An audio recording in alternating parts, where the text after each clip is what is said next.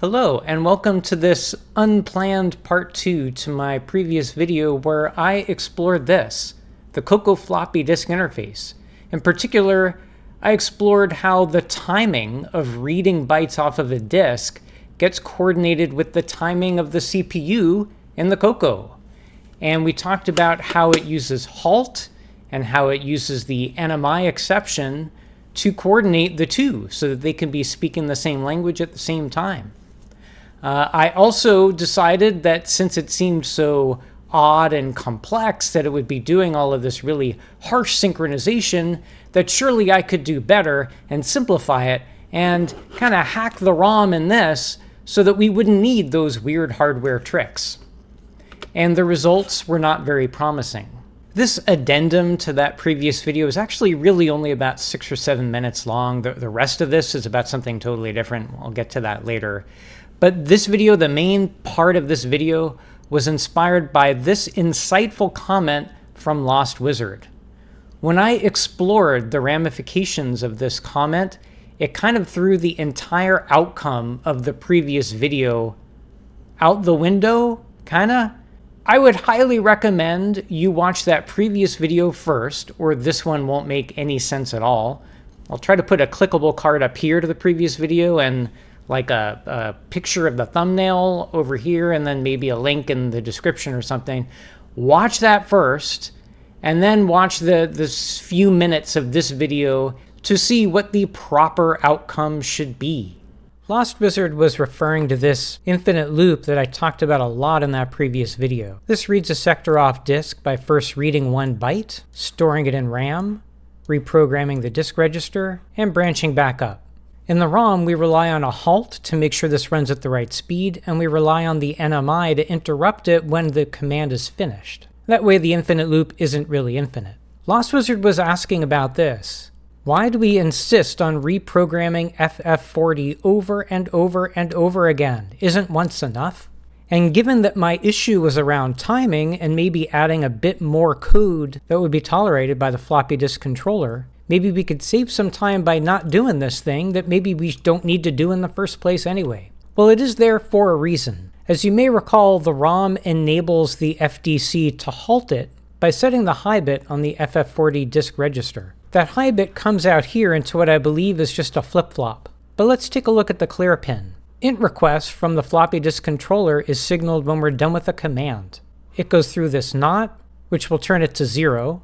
Then it goes through this NAND, which will cause the output of that to be 1, and that's what enters the clear.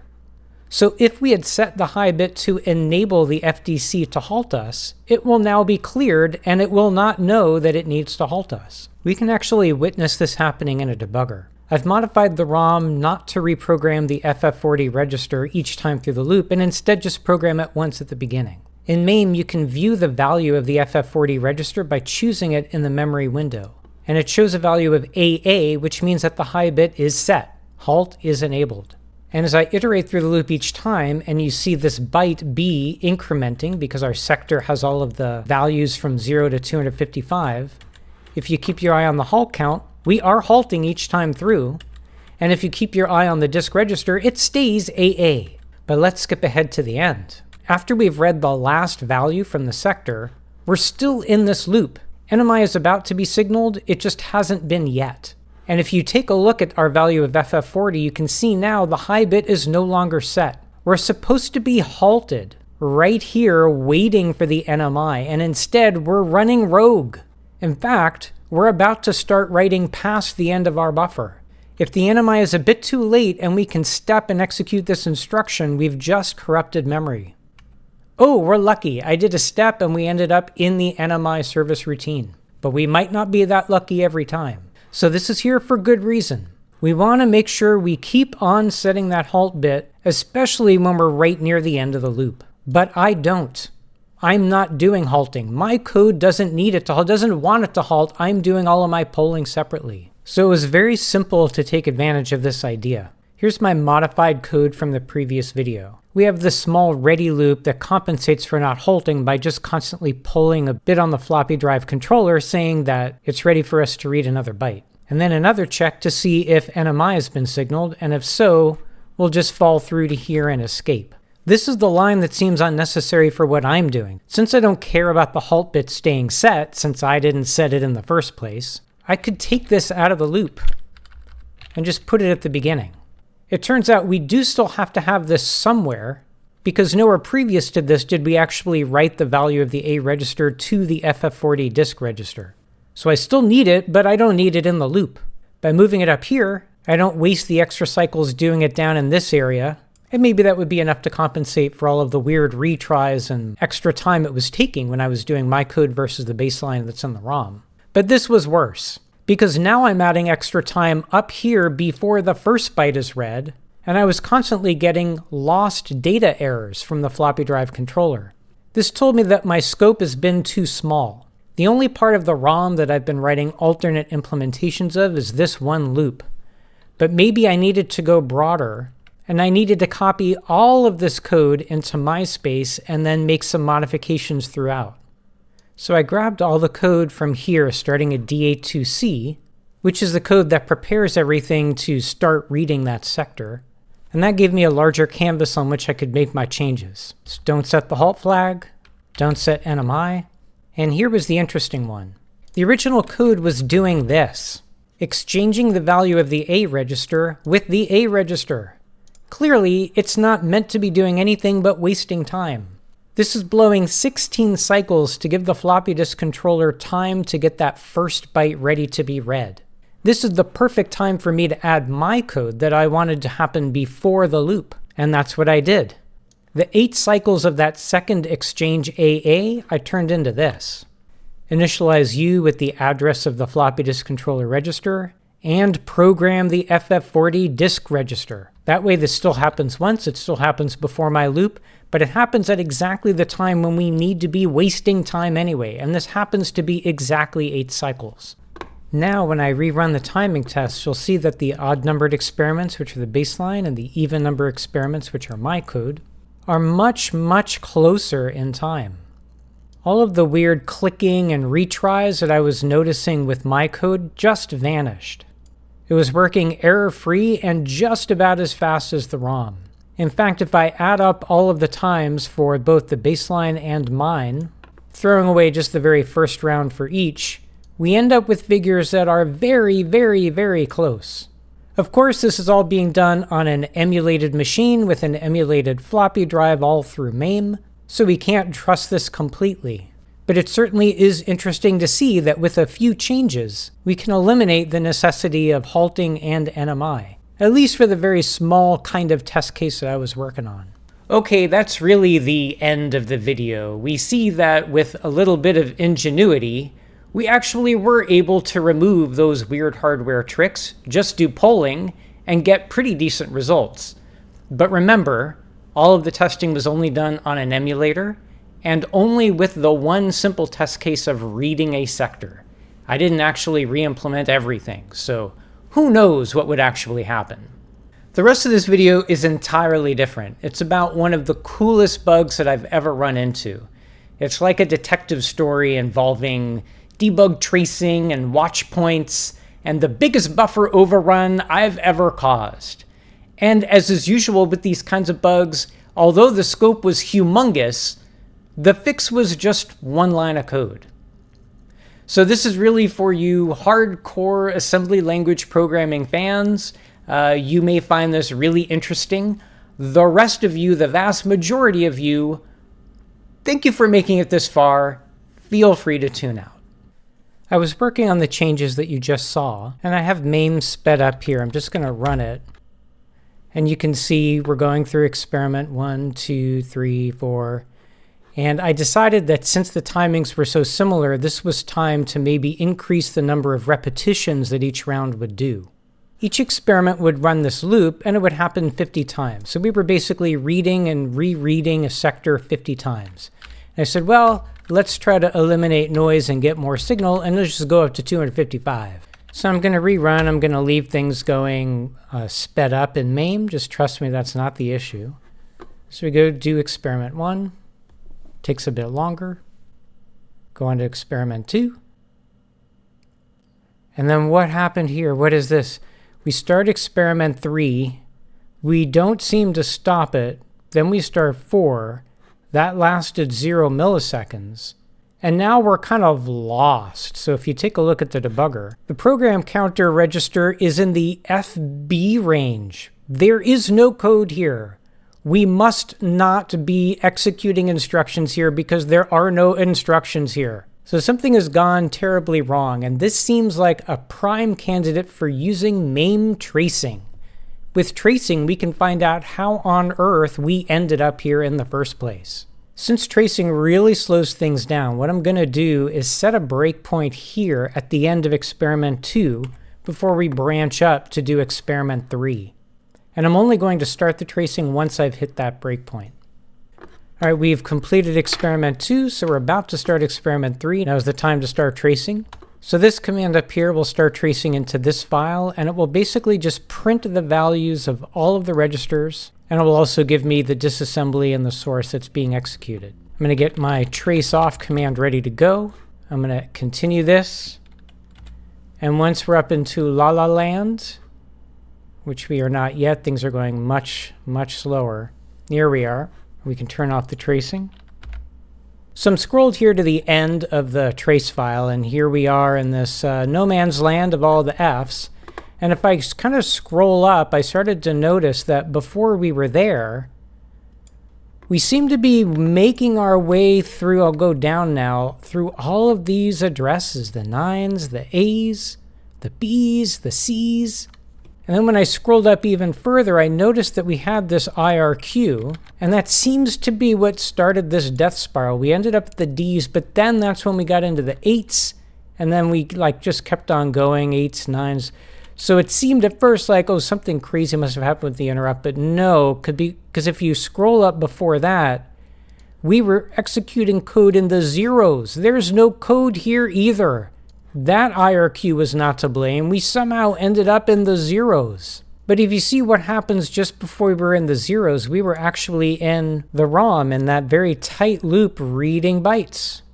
And in fact, as I go, you can see how we're just repeating these same few instructions over and over again. This is that tight loop, the loop that we keep talking about. Read a byte from disk, store it into RAM, reprogram the disk register, branch back up. Read a byte from disk, store it into RAM, reprogram the disk register, branch back up. This is where looking at the registers started to make some sense out of what I was seeing.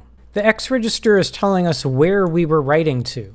In this iteration of the loop, we were writing to D87C. In the next iteration, we were writing to D87D. Is that really where the buffer is that we should be writing to?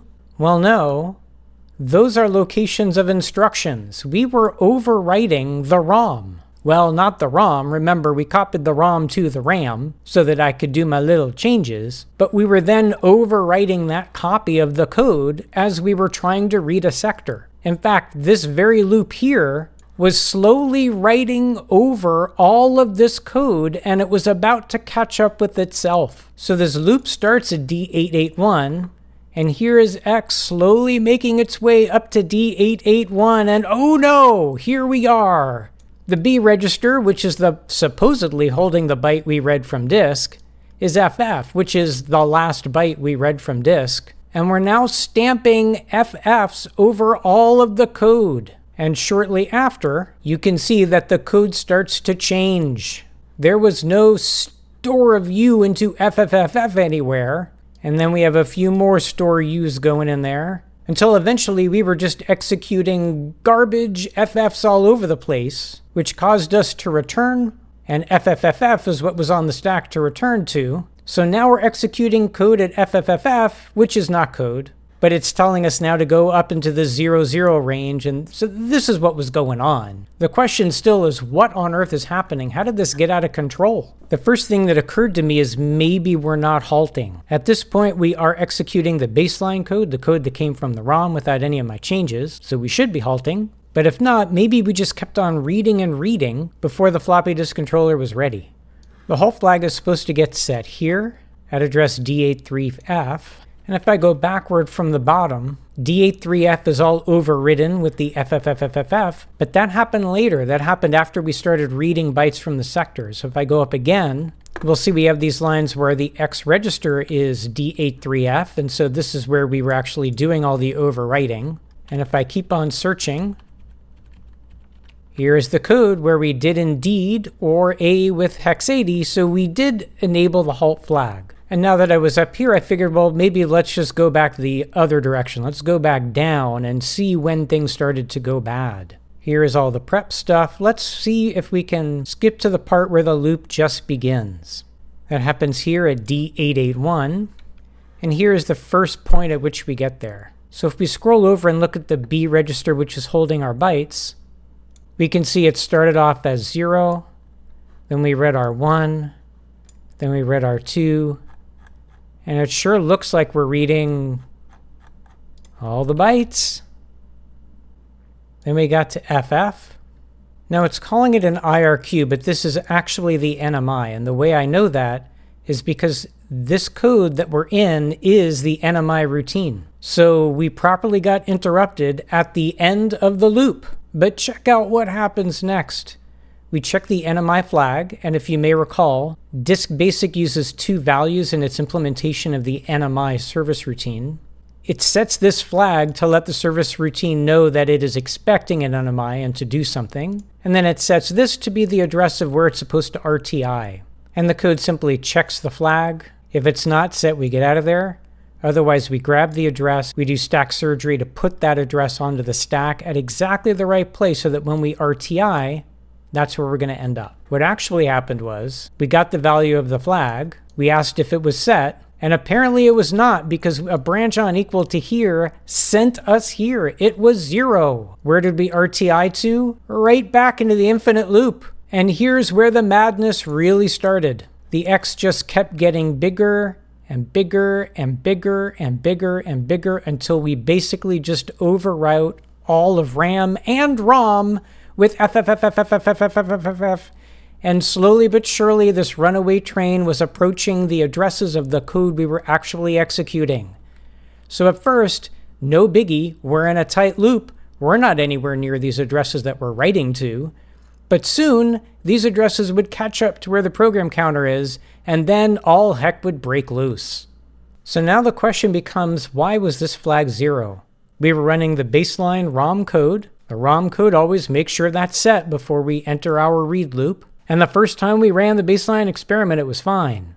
Then we ran my code, and it was only when we went back to the baseline code that bad stuff happened. But the only change I made was I changed 50 to 255. That's all I did. I changed 50 to 255. Why would that affect the third round, the second round, or the third experiment? What is going on here? The code that's supposed to set the NMI flag is right here. We're doing a COM instruction. So before here, NMI flag was 0, and then this changed it to FF. This gave me a hint that maybe the relevant difference between 50 and 255 is not the fact that 255 is a lot bigger, but 50 is even, and 255 is odd. Maybe I had this bug all along, whatever this bug was, and I was just lucky enough to have picked an initial number of repetitions that was even. I tested it out, and sure enough, every even number I tried here would work just fine, and every odd number I tried here would cause me to fail on experiment number 3, which is the second round when we go back up to the baseline ROM code. So I could pick much smaller numbers and help reproduce this easier and quicker. So I figured the problem must happen when my code is running on experiment 2, which is the second half of the first round. And I put a breakpoint at the top of my version of that ROM code, the version that I was using, which changed things like don't set the halt flag, and instead of doing 2 exchange AA, would also set these things up as a one-time only thing before my read loop. And then I opened up a memory window just so I could spy on the NMI flag. And as I ran it, I could see it started off 0 as expected. And then as I stepped down, here's the COM instruction that sets it to FF. And if I let it continue, on the next iteration, it is still FF. So the COM instruction would then toggle it back to 0, 0. And on the next iteration, it stayed 0, 0, so that it could then toggle to FF. And if I let it just fly,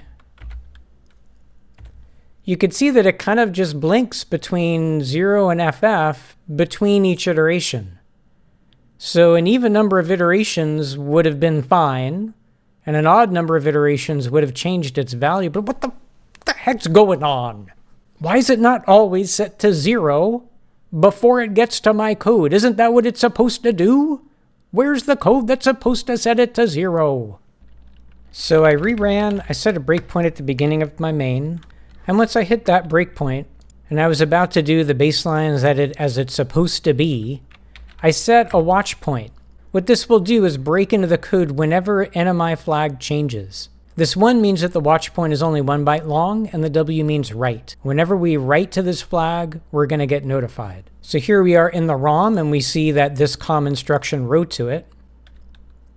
But the very next write that changed it to 0 was in the NMI service routine itself. I had forgotten that this is the place that we reset the NMI flag. And if I continue, the very next write is that COM instruction to do the reread of the sector. And it just kept switching between the COM instruction and the clear inside the NMI service routine, back and forth. And now it became clearer. No pun intended, but the clear of the NMI flag happens in the NMI service routine, and when we ran my code, we weren't running the NMI service routine because we were skipping the NMI altogether. So everything started off fine with it 0, then I commed it to FF, but then it stayed FF until my next iteration, which switched it back to 0, 0, back and forth, but none of this mattered because I wasn't using NMI, and who cares? It only mattered when we went back to the baseline, and the ROM code really expected that NMI flag to be 0 so that it could set it to FF with the COM instruction, but instead it was undoing it, setting it to 0, then the NMI routine was called, but it saw that the NMI flag was 0, so it didn't do anything, so it returned back to the infinite loop, and the infinite loop just ran away with itself and overwrote nearly all of memory with FFs everywhere. FF, ironically, being the very value that the NMI flag should have been. So basically, everything was FF except for the NMI flag, which is the thing that we needed to be FF. The fix is simply, I shouldn't be doing this in the first place. So in my copy of the code, where I already painstakingly ensured that the double density enable pin, which was doing double duty as double density and NMI, would only be doing NMI duty so that I could run this code to disable double density NMI, which really only disabled NMI and not double density. But that was only affecting this pathway so that the NMI wouldn't actually occur. I also needed to go into the disk basic usage of NMI, its implementation of NMI, to make sure that the value of this NMI flag was proper. Because when it needed it, when it reverted back to doing the baseline ROM code, it was no longer in the position it was supposed to be. So I needed to stop setting, unsetting, setting, unsetting, and just leave it alone. And then everything worked just fine. Holy crap, you're still here. Wow. Thank you for making it all the way to the end. Thank you for watching. Next time, something completely different. Unless I get another comment